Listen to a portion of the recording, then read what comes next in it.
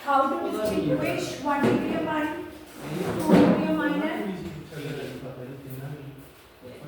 Basic test कर लो, chemical test to distinguish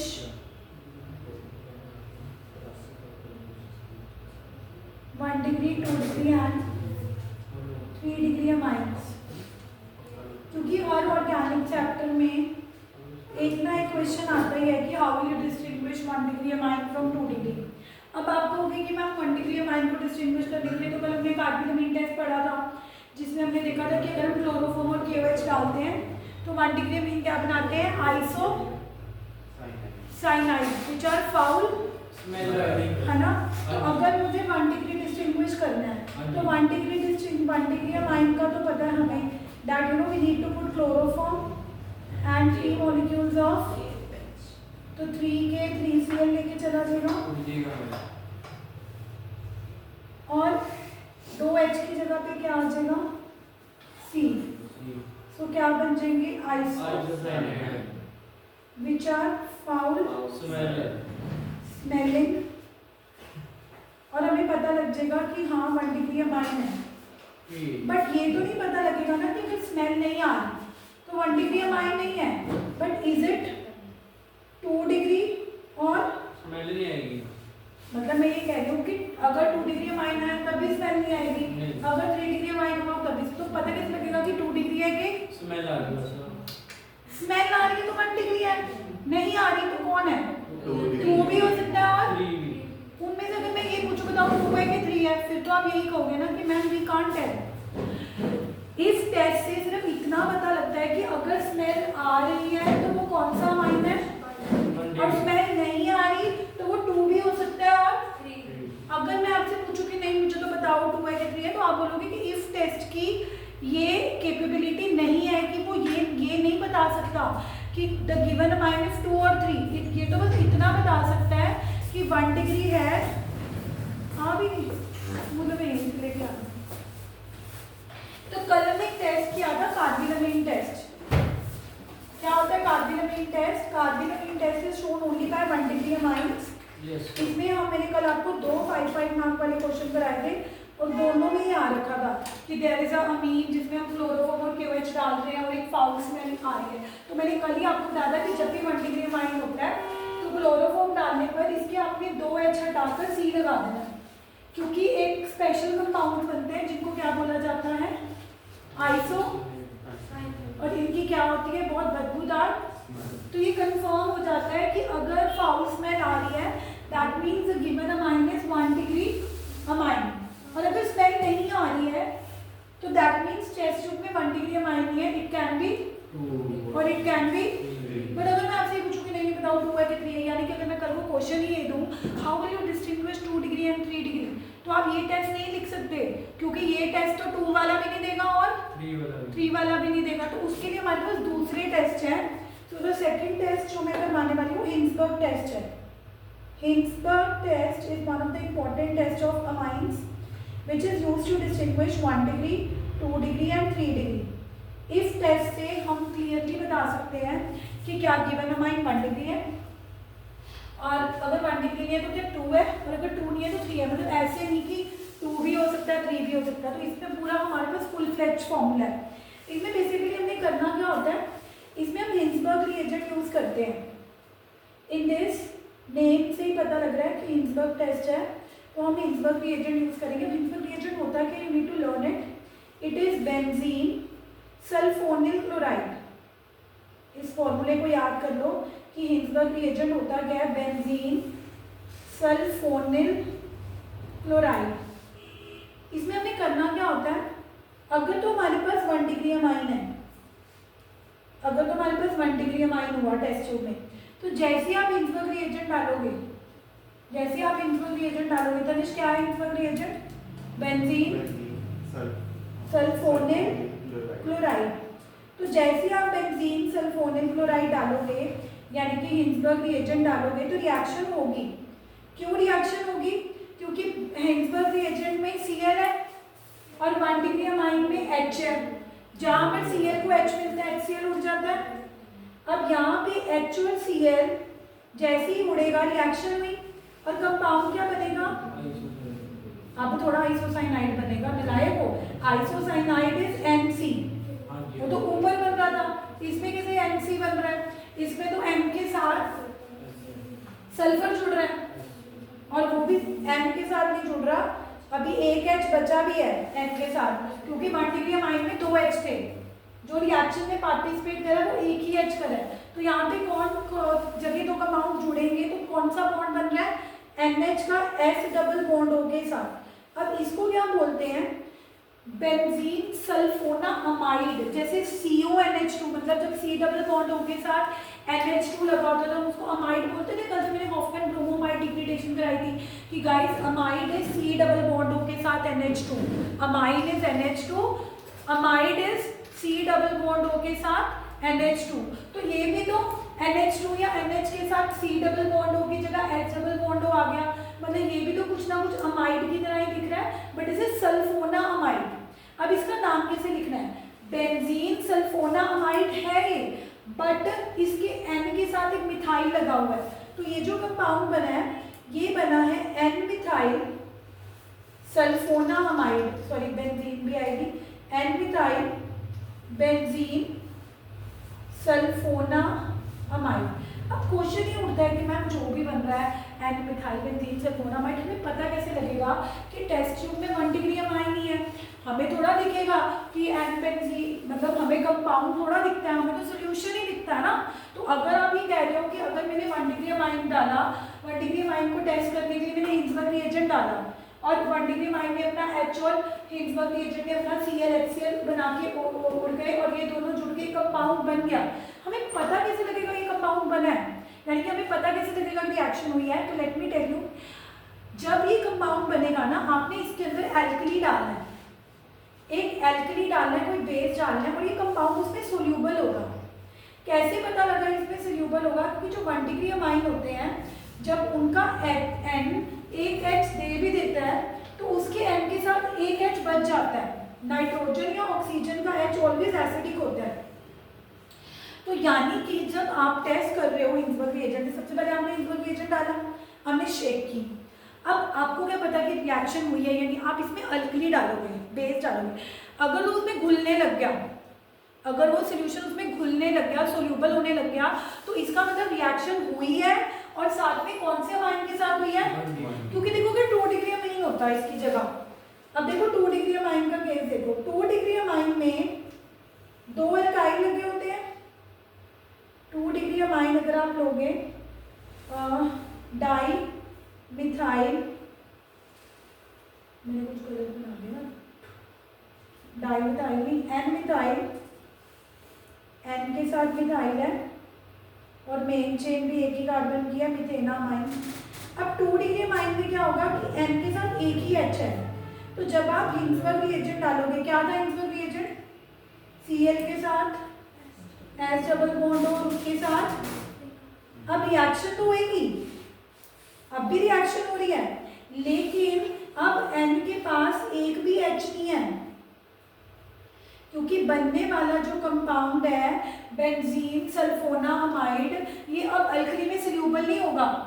ऊपर वाला जो कंपाउंड है जो भी था वो एन मिथाइल बेंजीन सल्फोना अमाइड, वो अल्कली में क्यों सोल्यूबल था, क्योंकि वो कौन से अमीन के साथ रिएक्शन करने पर बना था, 1 डिग्री अमाइन जब रिएक्शन कर भी देते हैं, अपना एक H दे भी देते हैं, उसके बाद भी बनने वाले कंपाउंड में N के साथ क्या रहता है, विच इज एसिडिक। तो जैसे आप कोई बेस डालते हो, अल्कली डालते हो, उसमें घुलने लग जाता है, लेकिन अगर टेस्ट ट्यूब में 2 डिग्री अमाइन हुआ तो रिएक्शन तो हो जाएगी, बट बनने वाला कंपाउंड क्या होगा, इनसोल्यूबल इन। और अगर कहीं 3 डिग्री अमाइन हुआ, 3 डिग्री अमाइन में तो N के साथ एक भी H नहीं है, इन 3 डिग्री अमाइन रिएक्शन ही नहीं होगी, क्योंकि 3 डिग्री अमाइन में N के पास एक भी H नहीं है।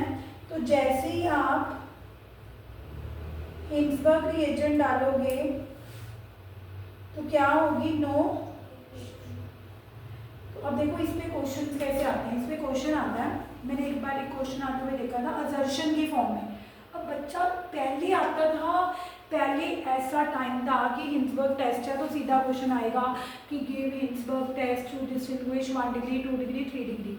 अब तो क्वेश्चन कैसे आएंगे, असर्शन की फॉर्म में मैंने क्वेश्चन आते हुए देखा था कि n मतलब 2 डिग्री पे क्वेश्चन था, तो 2 डिग्री अमाइन जब रिएक्ट करता है तो ऑब्वियसली प्रोडक्ट में n के साथ 2 इकाई लगे होते हैं, तो उसमें शुरुआत ऐसे कर रखी थी NN dimethyl benzene sulfonamide is not soluble in alkali, is not soluble in alkali.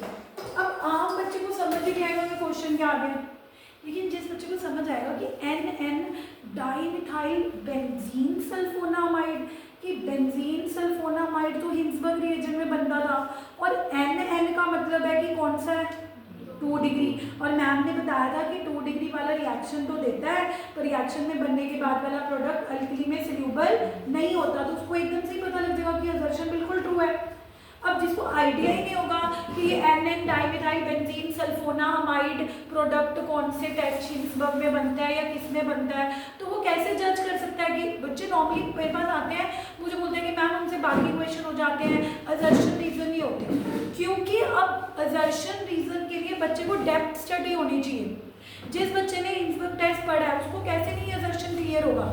जैसे ही वो NN डाइमिथाइल, पहले तो benzene sulfonamide, sulfonamide Hinsberg reagent के साथ रिएक्ट करने पर ही बनता है, और उसके बाद अगर उसको ये पहचान आ गई तो NN से पता लग जाएगा कि कौन सा अमाइन है। सॉरी 2 डिग्री में NN नहीं होगा, 2 डिग्री में अकेला N होगा, 2 डिग्री में हाँ NN डाइमिथाइल होगा, तो इनसोल्यूबल ही होगा अल्कली में, क्योंकि 3 डिग्री वाला तो रिएक्शन ही, और अगर 1 डिग्री वाला होता N मिथाइल तो आप वो क्या होगा सोल्यूबल इन अल्कली। वाटर कहाँ से आ गया, 1 डिग्री वाला अल्कली में सोल्यूबल होगा, 2 डिग्री वाला अल्कली में सोल्यूबल, और 3 डिग्री वाला तो रिएक्शन ही। तो मतलब गॉन आर द डेज जब हम, अब जैसे कल मैं आपको कार्बिलमिन टेस्ट जब करवा रही थी कि हाँ 1 डिग्री अमाइन जब क्लोरोफॉर्म और KOH के साथ रिएक्ट करते हैं तो अमाइन के H की जगह C आ जाता है और आइसोसाइनाइड बन जाता है विच आर फाउल स्मेल। अब पहले बच्चे ऐसे पढ़ते थे कि हमने कार्बिलमिन टेस्ट पढ़ा है, तो कल को अगर मेरे को क्वेश्चन आएगा कि how will you distinguish 1 degree from 2 degree, तो मैं 1 डिग्री में क्लोरोफॉर्म डाल के कार्बिलमिन या आइसोसाइनाइड बनाऊंगा। और कल हमने जितने भी 5 मार्क वाले क्वेश्चन देखे थे वो कैसे थे कि Arun took a mixture of ethylamine and he put chloroform and KOH। मतलब क्वेश्चन ही कार्बिलमिन टेस्ट से डाल रखा था, क्योंकि क्लोरोफॉर्म और KOH को देखते ही हमें पता लग गया था कि क्लोरोफॉर्म और KOH तो कार्बिलमिन टेस्ट में डालते हैं। तो अरुण ने जब इथाइलमीन में कार्बिलमिन क्लोरोफॉर्म डाला होगा तो अमाइन की जगह आइसोसाइनाइड बना होगा। मतलब क्वेश्चन कार्बिलमिन टेस्ट का है और डाला आपको नॉर्मल एक केस स्टडी बना के हुए कि अरुण ने इथाइलमीन को क्लोरोफॉर्म और KOH के साथ ट्रीट किया तो एक फाउल स्मेलिंग वाली गैस निकली, तो आइडेंटिफाई द कंपाउंड। तो जिन बच्चों को नॉलेज है कि क्लोरोफॉर्म और KOH अगर फाउल स्मेल बना रहे हैं तो 1 डिग्री अमाइन होगा, और उसकी रिएक्शन करके कल हमने क्वेश्चन करा। तो दैट मीन्स ये नहीं है कि अगर आप कार्बिलमिन टेस्ट कर रहे हो तो आपको क्वेश्चन कार्बिलमिन टेस्ट का यही आएगा कि how will you distinguish 1 degree amine from 2 degree amine, तो आप 1 डिग्री अमीन का कार्बिलमिन टेस्ट करके दिखा दोगे और 2 डिग्री बाद आप बोल दोगे नो रिएक्शन। नो, कार्बिलमिन टेस्ट के आपको रिएजेंट्स क्लोरोफॉर्म और KOH इतने याद होने चाहिए कि अगर कार्बिलमिन टेस्ट का क्वेश्चन बिना कार्बिलमिन टेस्ट या बिना आइसोसाइनाइड टेस्ट लिखे हुए इस फॉर्म में आ गया कि अरुण ने किसी 1 डिग्री अमाइन के अंदर क्लोरोफॉर्म और KOH डाला है, तो क्लोरोफॉर्म और KOH रिएजेंट्स को देख के आपको क्लियर हो जाना चाहिए कि इसमें आइसोसाइनाइड बनने वाला है, क्योंकि ये तो आइसोसाइनाइड टेस्ट के रिएजेंट्स हैं। This is the way of study कि रिएजेंट्स को देख के जब तुम्हें पहचान आ जाए, अच्छा कि क्लोरोफॉर्म डाल रहे हैं, एनिलीन में डाल रहे हैं, मतलब बेंजीन के ऊपर NH2 में क्लोरोफॉर्म डाल रहे हैं, तो N के 2 H हटाओ, C लगाओ, क्योंकि NC बनाना है। क्या बनाना है? NC। क्यों NC बनाना है? क्योंकि क्लोरोफॉर्म और KOH तो कौन से टेस्ट में डालते हैं? आइसोसाइनाइड, जिसको कार्बिलमिन भी बोलते हैं। सो ये होती है स्टडी कि रिएजेंट देख के तुम्हारा दिमाग बोले कि इसमें ये प्रोडक्ट बनाना है, क्योंकि ये रिएजेंट तो आइसोसाइनाइड टेस्ट में डाले जाते थे। जब आपने ऐसे पढ़ लिया ना तो इसका मतलब आपको दिक्कत ही नहीं आएगी, चाहे क्वेश्चन असर्शन की फॉर्म में आए, चाहे क्वेश्चन MCQ की फॉर्म में आए। जैसे आपने देखा ना बेंजीन सल्फोनामाइड वाला कुछ बन रहा है, सल्फोनामाइड देख के आपको याद आना चाहिए कि ऐसे डबल बॉन्ड और समथिंग तो हिंसबर्ग रिएजेंट होता था। तो यानी कि कौन सी टेस्ट की बात कर रहे हैं, हिंसबर्ग टेस्ट की बात कर रहे हैं, ठीक है। तो कल भी मैंने आपको ऐसे बहुत सारे कॉन्सेप्ट्स पढ़ाए थे और हमने कुछ क्वेश्चन प्रैक्टिस करे थे। And I don't think that one day is sufficient कि एक दिन में आपको कि मैम अमीन हो गया अपना चैप्टर करो, फिर तो चाहे अमीन 10 बार भी हो जाएगा, आपको कभी भी अच्छे से नहीं आएगा। Whenever you are doing a chapter at least give 2 to 3 days to that chapter, cover all its PYQs 2024-25 वाले सारे PYQs उसके कंप्लीट करो, तब जाके आपको लगेगा कि आपको चैप्टर आता है। सिर्फ कल ही मैंने चैप्टर शुरू करा, कल ही मैंने 2 5 नंबर वाले क्वेश्चन कराए, मैम चैप्टर हो गया नेक्स्ट चैप्टर करो, this is not the way you can study, this is 12th, ये कोई 9th 10th नहीं, 9th 10th वाले बच्चे भी ऐसे नहीं पढ़ाई करते। तो now I will give you certain questions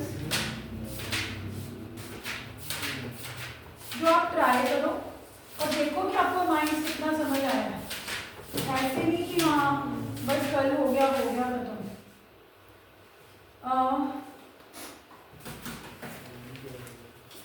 मैं कुछ क्वेश्चन डिस्प्ले कर रही हूँ, MCQ देख पाएंगे वो आप ट्राई करो।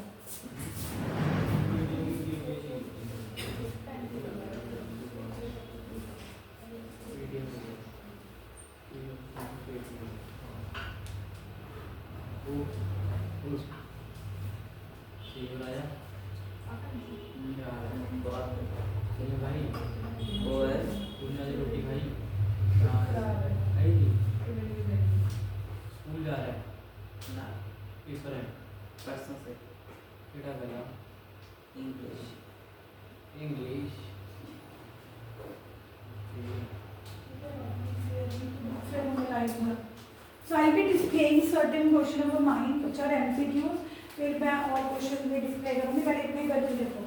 और जो बच्चे कल आए थे उनको तो ज़्यादा दिक्कत आनी नहीं चाहिए क्योंकि कल तो हमने काफ़ी फुल फ्लेज स्टडी किया था।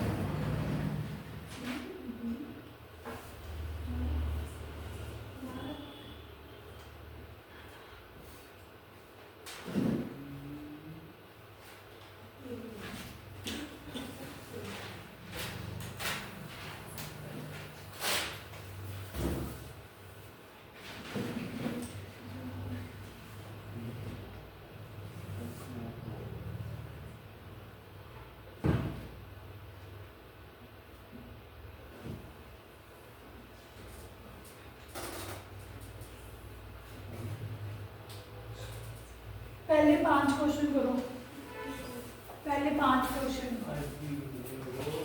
क्या आप IUPAC ने कहता है IUPAC भी बोलते हैं, पता ही नहीं वही बोलना। चलो कोई ना, फर्स्ट 5 क्वेश्चन ट्राई करो, ऐसे ही पढ़ के देख लेते हैं। दिख नहीं रहे, IUP पहले 2 करो। सही है 10 फिर क्या 10 ये तुम अपना अपना करो, अगर संयम नहीं करते हैं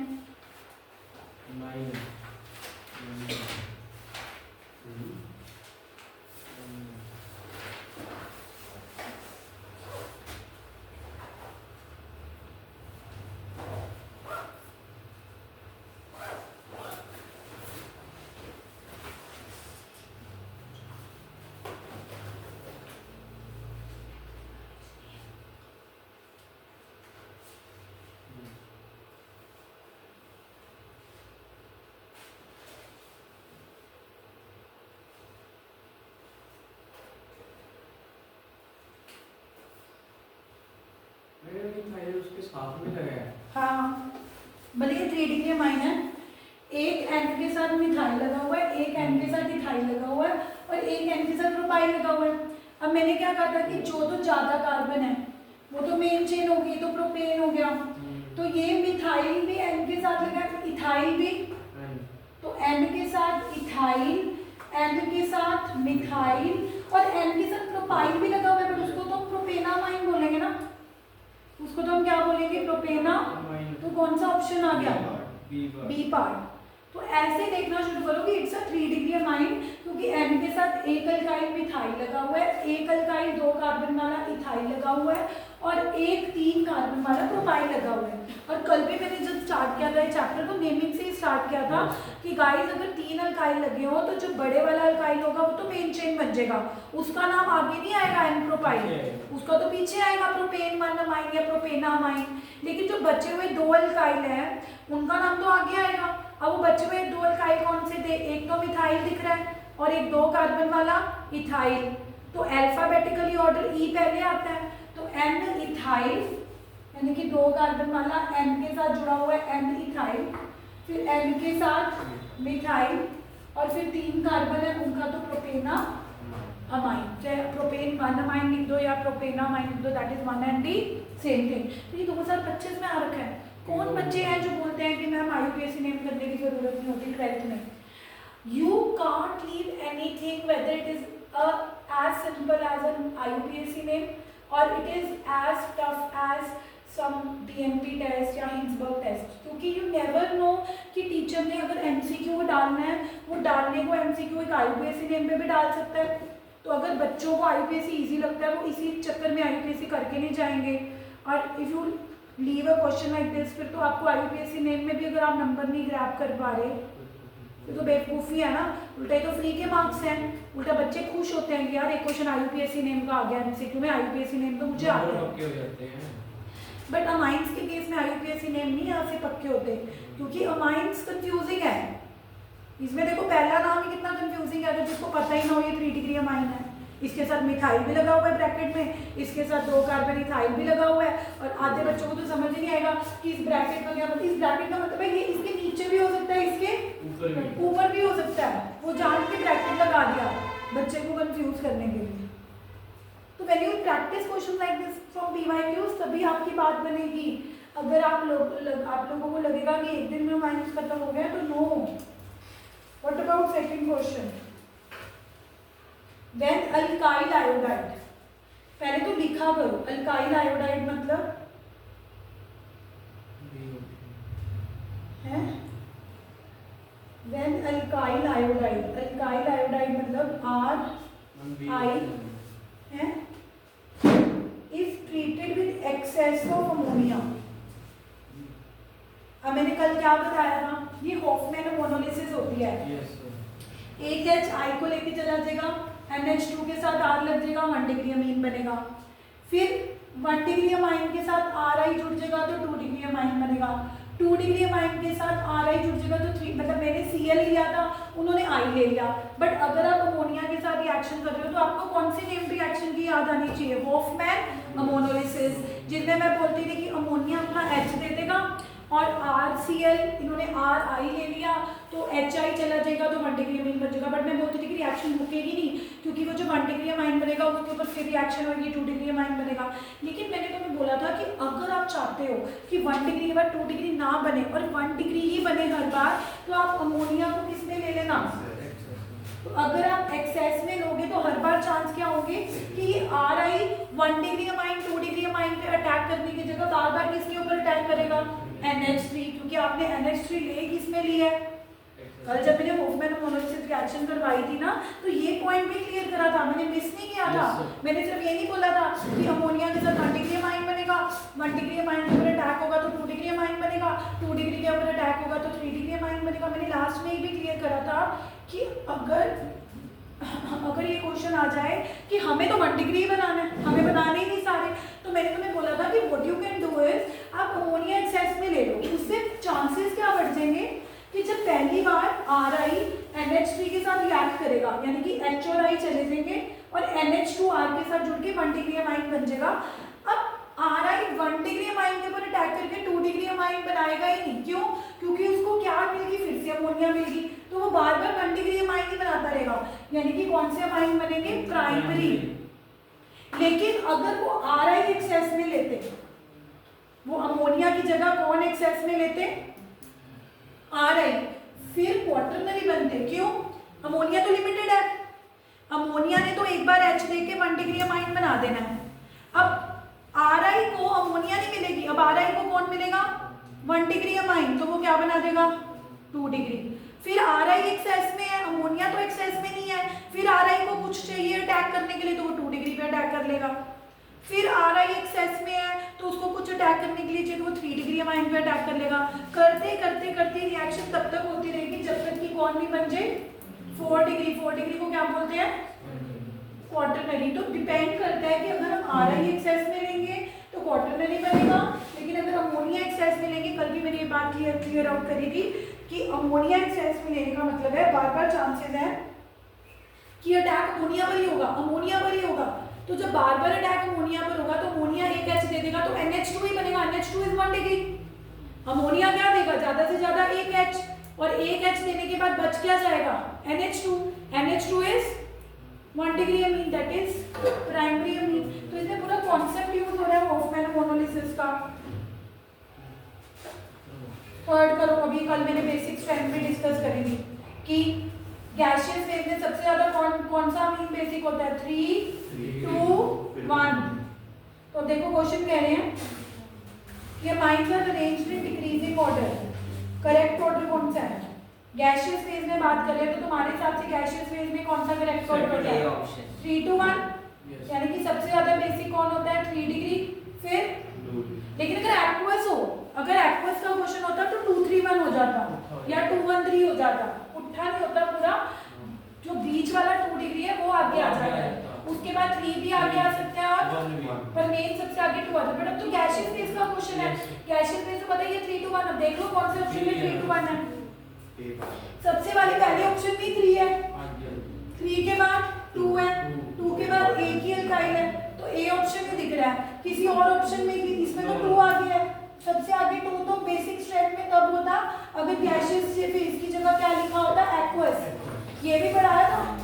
अब देखो कल हमने कितनी देर पढ़ाई करी थी बिना क्वेश्चन प्रैक्टिस करे। हमने हार्डली जो कॉन्सेप्ट्स पढ़े थे, जिसमें मैंने आपको बेसिक स्ट्रेंथ भी पढ़ा दी थी, हॉफमैन मोनोलिसिस भी कराई, कार्बिलमाइन टेस्ट भी कराया, नेमिंग भी कराई, उसके बेस पे सारे क्वेश्चन हो रहे हैं।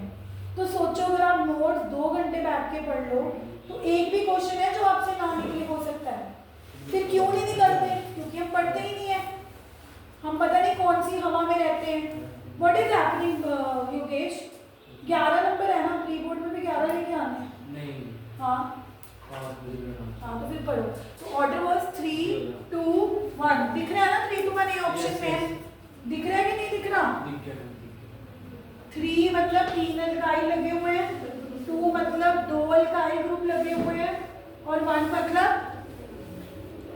अगला क्वेश्चन देखो अमाइंस का 2024 का क्वेश्चन है। सिर्फ आइडेंटिफाई करने की 1 डिग्री अमाइन कौन सा है? लवप्रिक फोर्थ क्वेश्चन देखो, वो कह रहे हैं कि बस यही पहचान के बता दो कि प्राइमरी अमाइन कौन सा है, क्योंकि उनको पता है कि कई बच्चे ऐसे भी होंगे जो 1 डिग्री अमाइन तक नहीं पहचान सकते।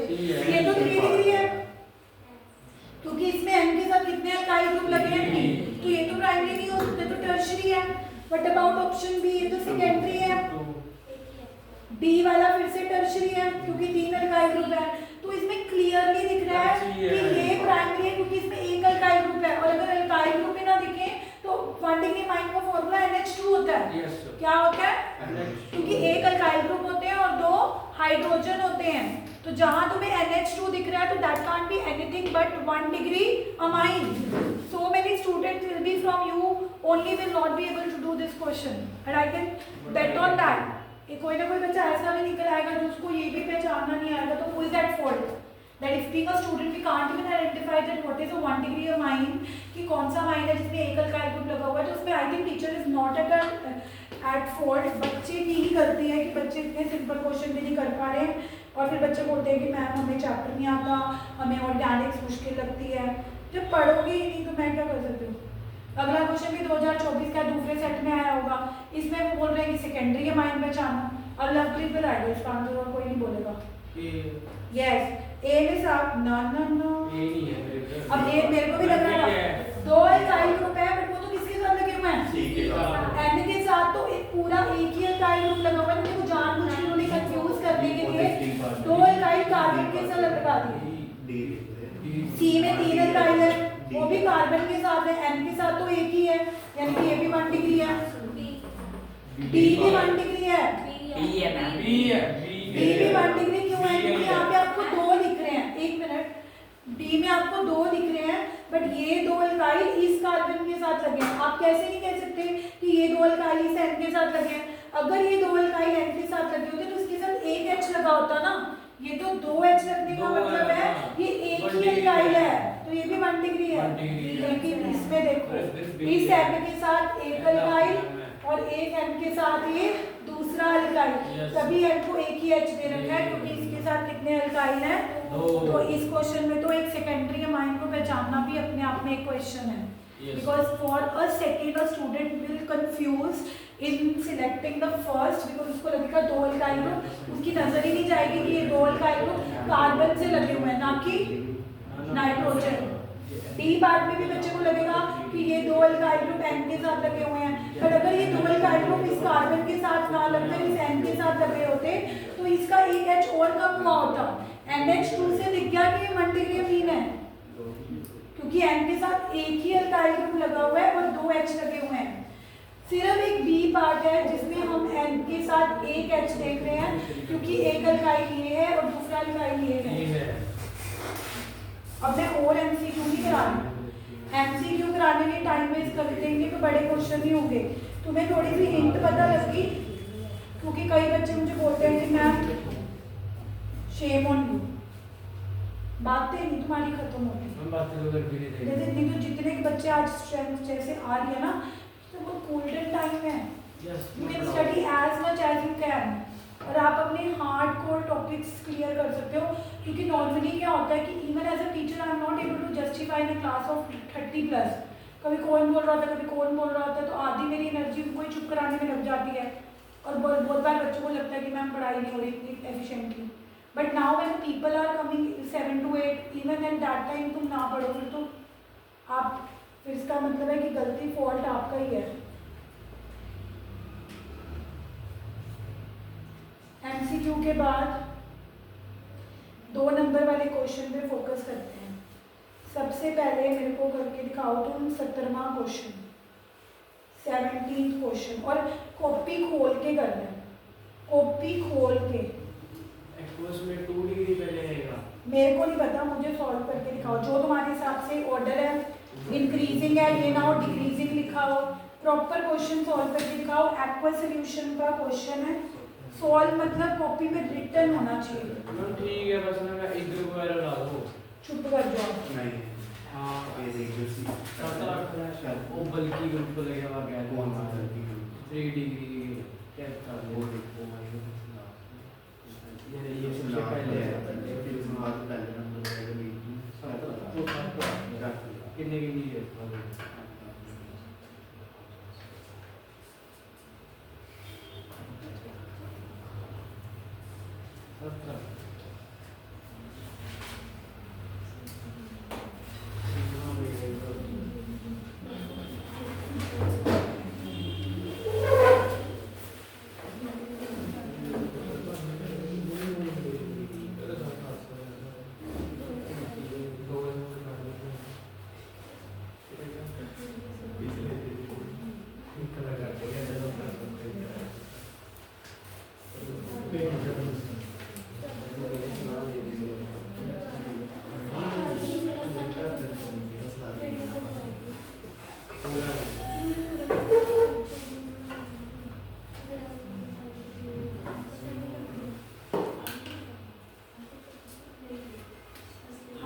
हो गया।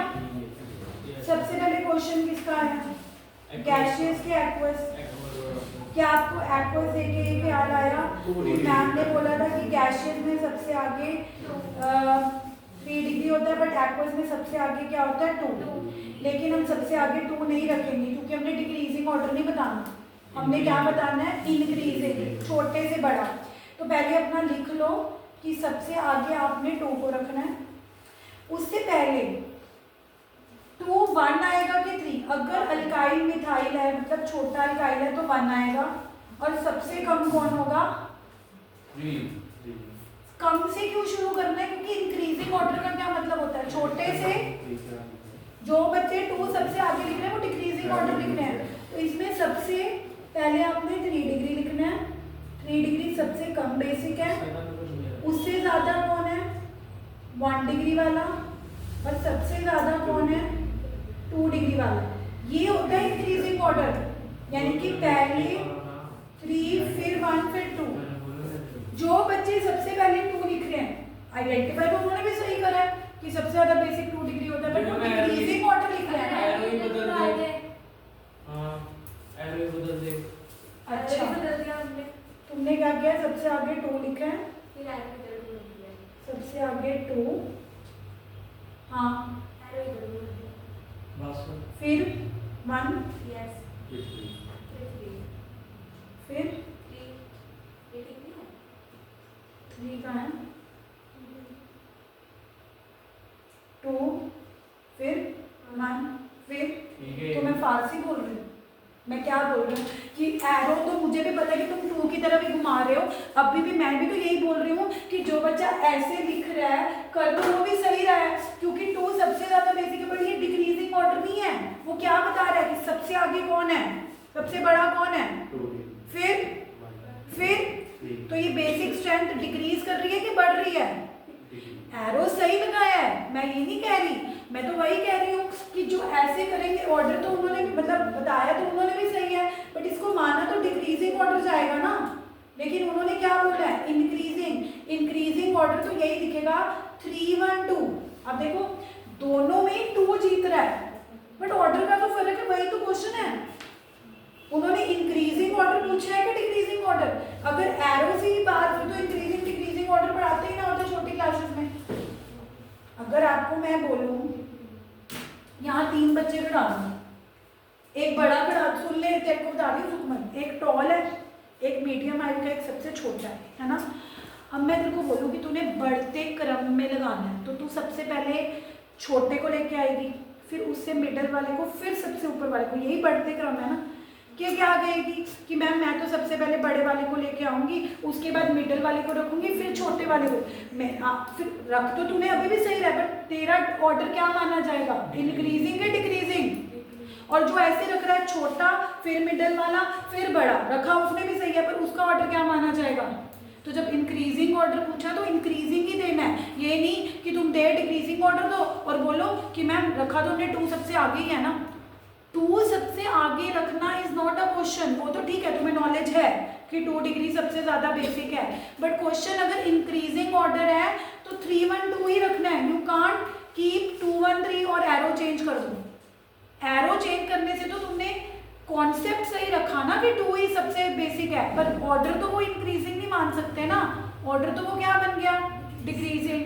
सो प्लीज देखो, तभी लिखने का फायदा होता है तुम्हें। अभी तक तो ऐसे ऐसे बच्चे होते हैं जो मेरे पास सीबीएसई केमिस्ट्री का पेपर दे के आते हैं, मैम पेपर इतना ईजी था, जो आपने पढ़ाया था वही आया, लेकिन मार्क्स 80s में ही रह जाते हैं, 90s भी नहीं टच हो पाते।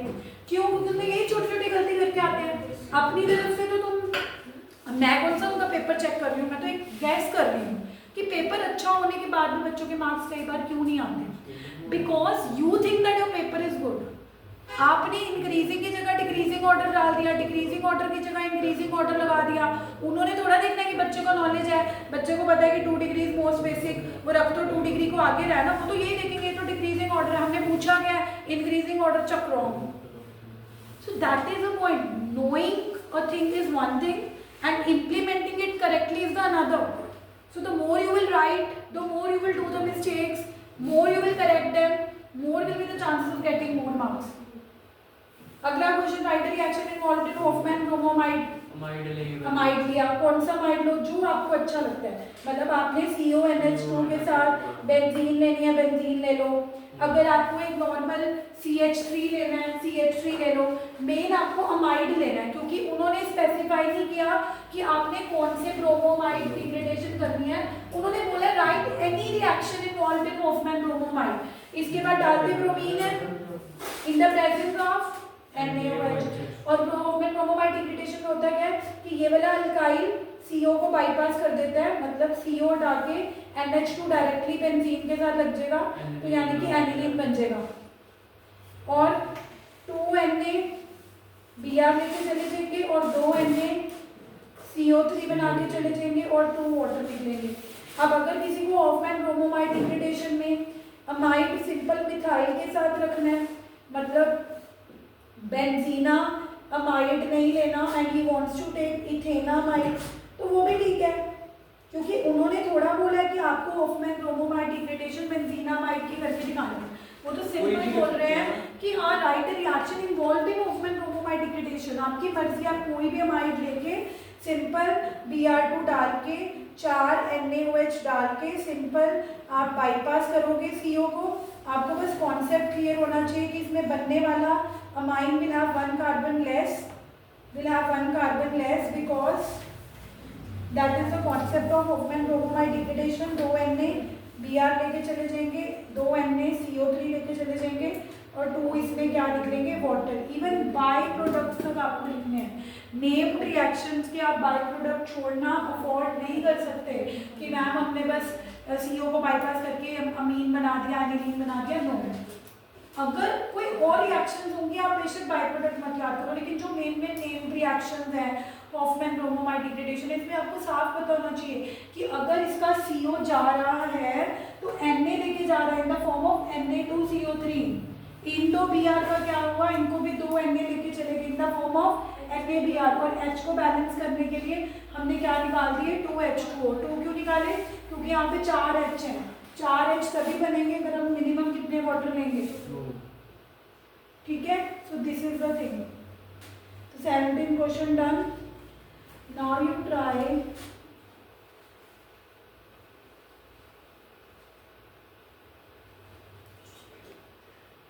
second part of this question।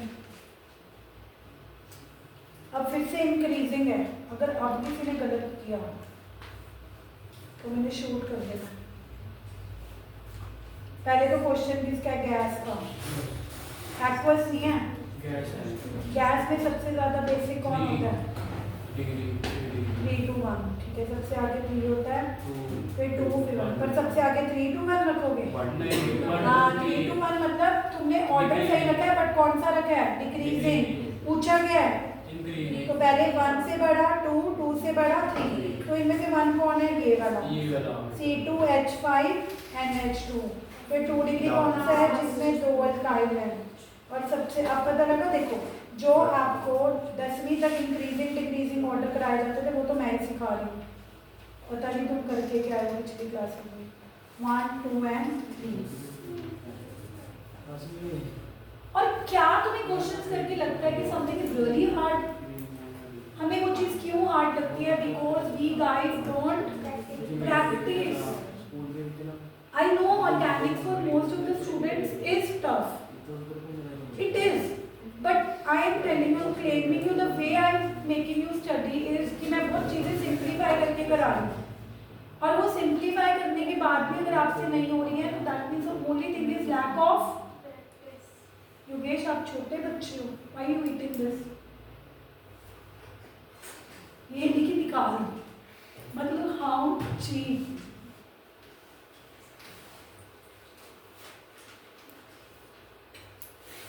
चलो टाइम हो गया नेक्स्ट क्लास का। So I just recommend you this only that if you guys have time, इन्हीं अमाउंट के और PYQs प्रैक्टिस करो। नहीं है तो फिर जैसे क्वेश्चन आ रहे हो तो मैं क्लास में कराऊंगी, एक दिन और अमाउंट में कराऊंगी, then I will start the new chapter. Can you please off this video, Yogesh?